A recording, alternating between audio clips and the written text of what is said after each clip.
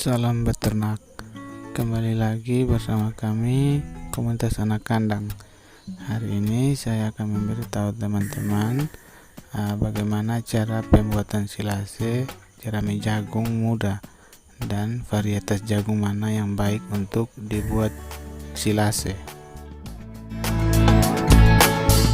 Berdasarkan pengalaman kami, varietas tanaman jagung yang paling baik dibuat silase yaitu varietas jagung manis. Kenapa varietas tersebut? Karena pemanenannya yang dilakukan pada saat tanaman jagung masih berumur muda dikarenakan tuntutan pasar sehingga produksi daunnya masih tinggi serta batang tanaman masih lunak. Produksi buah yang baik dan nilai jual yang relatif stabil memberikan harapan jika diintegrasikan dengan ternak sapi dan memberikan peluang terhadap peningkatan pendapatan petani peternak.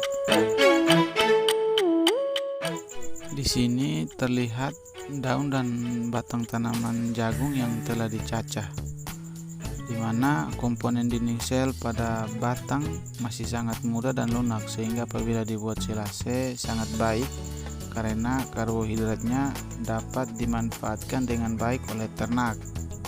Tidak seperti varietas lainnya di mana pada umur yang sama komponen dinding selnya sudah cukup keras sehingga cukup sulit untuk dicerna oleh ternak walaupun dibuat dalam bentuk silase. Hijauan yang akan dibuat silase perlu untuk dicoper.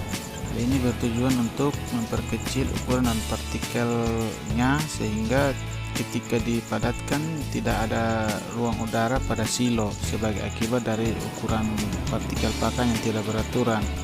Kami biasanya langsung mencopernya di lahan HMT sehingga lebih banyak hijauan yang akan kami angkut ke gudang untuk dibuat silase. Kami sangat mengutamakan kuantitas hijauan yang akan dibuat silase karena berkaitan dengan waktu dan kapasitas kami.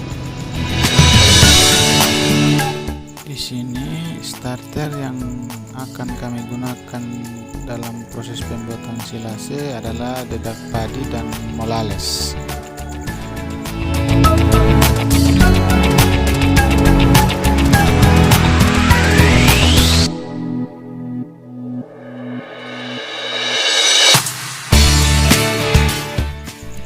Sebagaimana diketahui, salah satu syarat hijauan yang dibuat silase yaitu kadar airnya 70%. Pasti teman-teman bertanya mengapa tidak melakukan pelayuan. Nah, teknik yang sering kami gunakan untuk mengurangi kadar air yaitu mengatur waktu pemotongan. Jika kita ingin membuat silase, biasanya hijauan kami potong pada sore hari dan dibiarkan pada lahan. Keesokan harinya barulah kami mencoper dan langsung dibuat silase.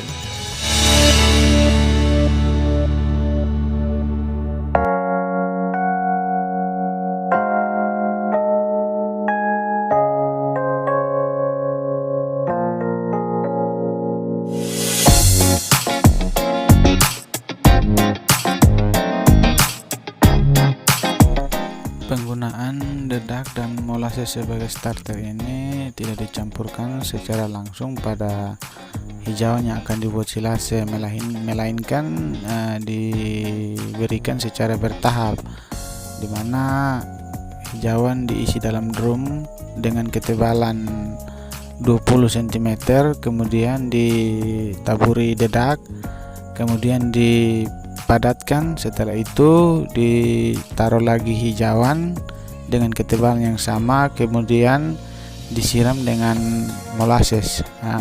Hal tersebut dilakukan hingga drum itu penuh dengan hijauan.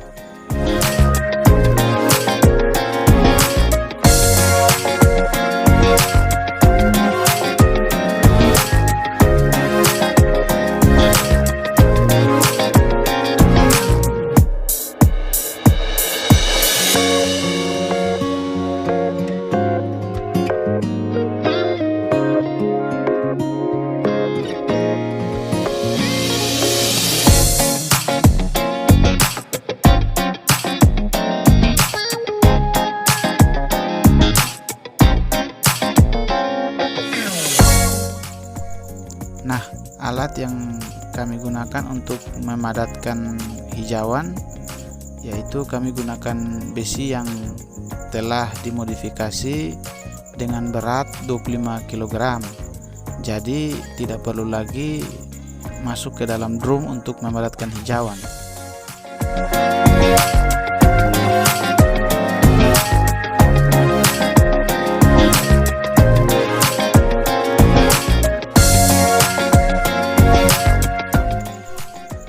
Mengapa kami menggunakan starter, dedak, dan molales? Padahal sebenarnya dedak saja sudah cukup, atau molales saja juga bisa. Kedua bahan tersebut memang sudah memenuhi kriteria karena merupakan bahan makanan sumber energi bagi mikroba selama proses ensilase. Tapi tambahan molales di sini karena molales dapat memberikan perbedaan bau dan rasa silase yang lebih disukai ternak. Oh iya, hampir terlupakan, jumlah dedak yang digunakan yaitu 5% dari berat hijauan yang akan dibuat silase, sedangkan molasses cukup 3% dari berat hijauan yang digunakan sebagai bahan pembuatan silase. Yang perlu ditekankan adalah jumlah level tersebut sudah cukup karena telah melalui hasil riset atau penelitian, sehingga biaya pembuatan silase juga dapat ditekan.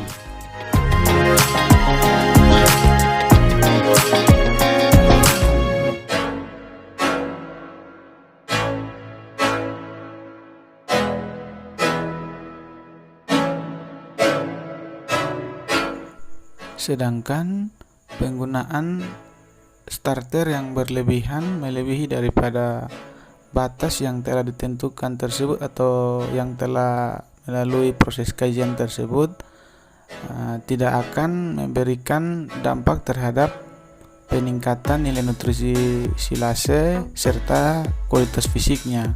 Penggunaan yang berlebihan tersebut hanya akan menambah jumlah biaya yang dikeluarkan untuk membuat silase, sehingga penggunaan biaya berlebihan tersebut akan menyebabkan kerugian bagi peternak.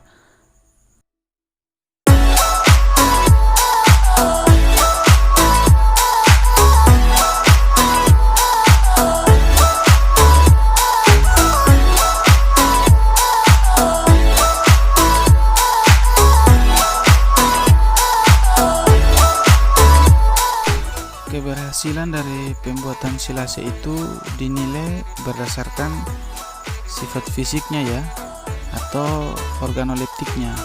Silase yang berhasil itu warnanya hijau kekuning-kuningan. Kalau agak kecoklatan berarti itu kadar airnya lebih dari 70% atau penggunaan molasses yang lebih tinggi sehingga hampir terjadi proses pembusukan selama proses ensilase.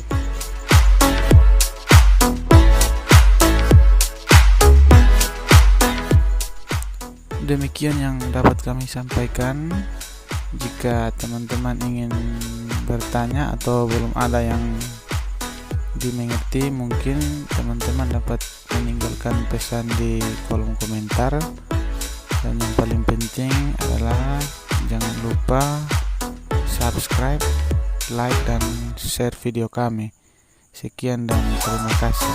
Sampai ketemu di video selanjutnya.